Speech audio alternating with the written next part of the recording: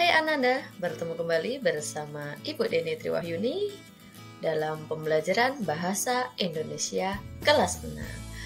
Pada pembahasan sebelumnya, kita sudah mempelajari tentang puisi dan ciri-ciri puisi.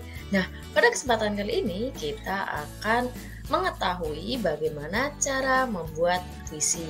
Kemudian bagaimana Ananda harus membacakan puisi tersebut dengan cara yang tepat dan benar. Oke, mari kita lanjutkan.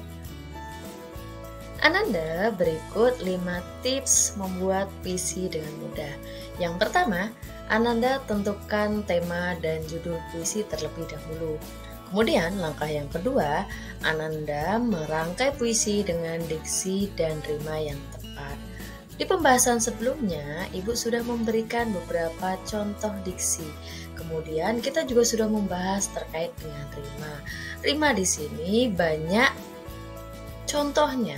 Misal rimanya ABAB, kemudian AABB, atau kita sebut juga dengan rima yang tidak sempurna atau tak sempurna.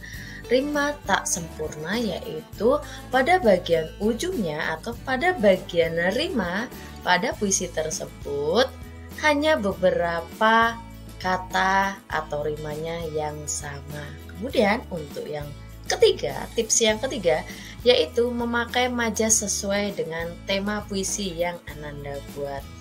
Ananda sudah pernah membahas tentang majas di kelas-kelas sebelumnya.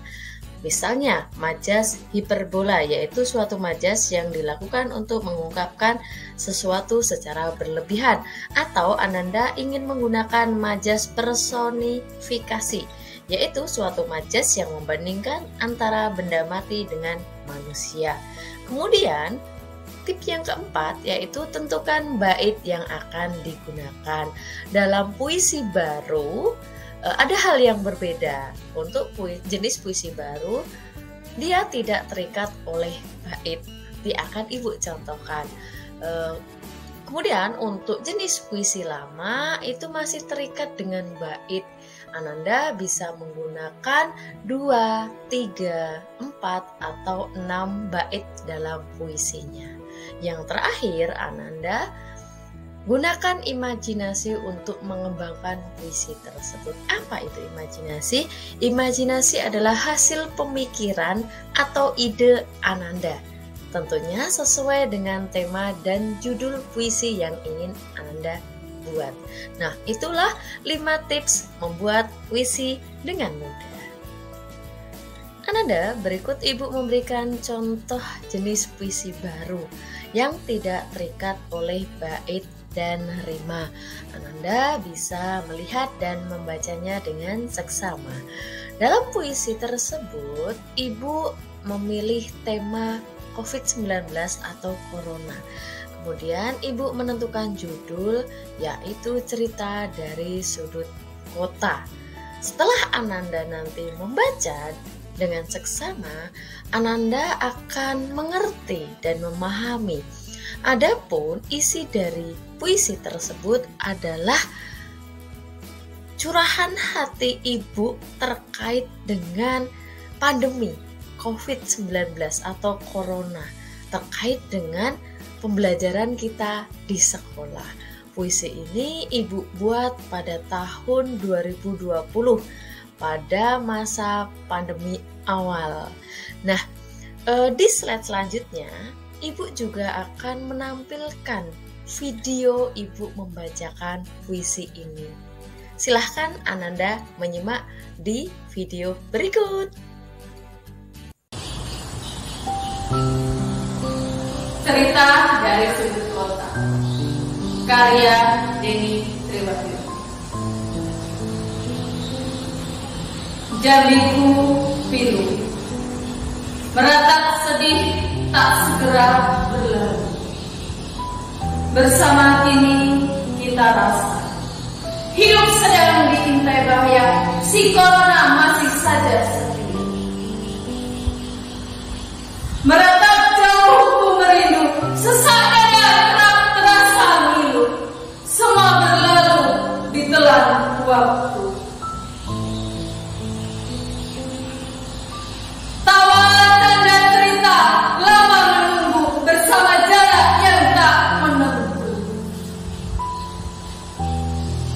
Wajah yang pernah 2 pekan aku lihat, suara yang pernah 2 pekan terdengar dekat, tak lagi nyata. Sapanya hanya lewat pesan suara. Wajahnya hanya terlihat di layar kaca. Papan tulis tak lagi bertulis meja kursi tanpa pemilik. Ya, itulah cerita bersama corona. Jarak terbentang nyata memisahkan rasa dan raga. 5 bulan berlalu, hanya suara tanpa suara. Ku mulai membayangkan akan kata itu. Sampai jumpa dan terima kasih Ibu. Riuh pasti terdengar jelas meski lewat layar. Anakku beserta didikku, salam rindu dari Ibu. Belum jauh dari Ibu, tetaplah semangat menuntut ilmu. Jangan bosan berdamai bersama waktu. Mari berdoa, corona kan berlalu. Tuhan kan izinkan kita bertemu. Jambi, November 2020. Ananda, itulah contoh video ibu membacakan puisi. Nah, Ananda, saat Ananda ingin membacakan sebuah puisi, ada beberapa hal yang harus Ananda perhatikan. Berikut kita simak bersama. Yang pertama, Ananda harus memperhatikan pelafalan atau pengucapan kata harus jelas dan tepat. Yang kedua, intonasi Ananda, tinggi rendahnya nada Ananda saat membacakan puisi tersebut. Yang ketiga, penghayatan, menghayati makna atau isi puisi yang Ananda sampaikan. Apakah puisi tersebut sedih, kecewa, gembira, ataupun marah. Kemudian yang terakhir, ekspresi atau mimik wajah, kinestetik, gaya, dan penampilan. Nah, itulah hal-hal yang harus Ananda perhatikan ketika membaca puisi. Selamat mencoba! Ananda, itulah beberapa tips bagaimana kita membaca puisi yang baik dan benar. Nah, Ananda, jika di video atau slide sebelumnya kalian sudah membaca dan mendengarkan salah satu puisi yang Ibu bacakan. Nah, itu adalah jenis puisi baru yang barisnya, kemudian baitnya, rimanya itu bebas, tidak terikat. Nah, kemudian ini Ibu juga ingin memberikan satu contoh puisi jenis puisi baru.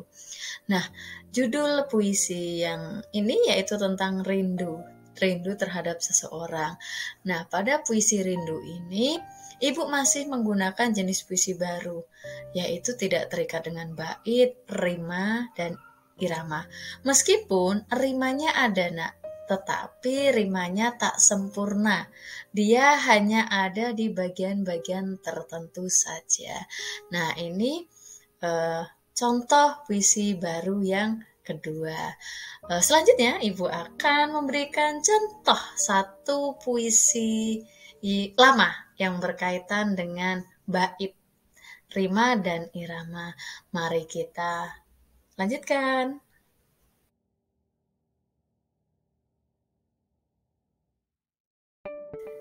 Ananda, berikut Ibu berikan contoh jenis puisi lama yang terikat dengan bait, baris, rima dan iramanya.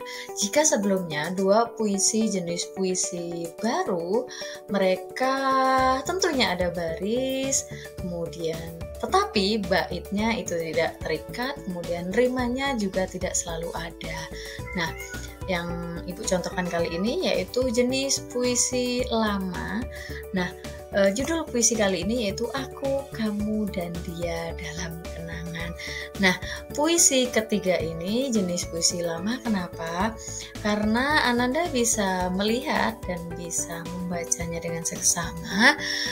Dalam puisi Aku, Kamu, dan Dia ini terdapat 3 bait ya, 3 bait puisi. Kemudian rima dari setiap baris puisi tersebut itu hampir semuanya sama, meskipun masih ada beberapa yang berbeda. Misalnya untuk bait terakhir itu rimanya A semua, ya itu A semua. Kemudian untuk bait kedua yang di tengah itu masih ada 1 rima yang berbeda dalam kata dalam, sedangkan yang lainnya itu A.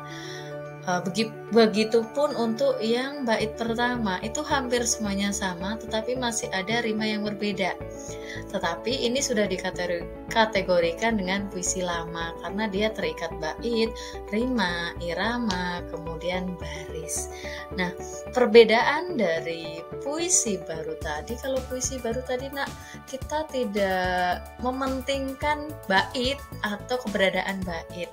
Kemudian rimanya juga tidak begitu diperhatikan. Yang penting penggunaan diksi, majasnya itu baik dan benar begitu.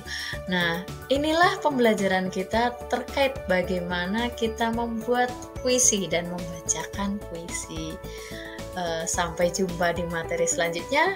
Terima kasih. See you next time. Bye bye.